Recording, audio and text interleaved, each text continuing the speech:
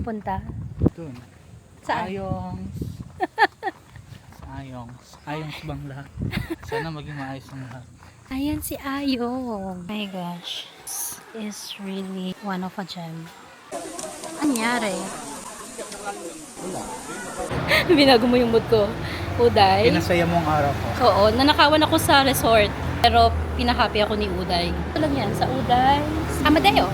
Try nyo guys. Uday. Sarap yung Bulalo, luto nila. Promise. Kambingan and bulalo. Labaw. Ayun. Masarap yung palabaw. Thank you! Nakakatuwa yung mga batang hindi mahiyain.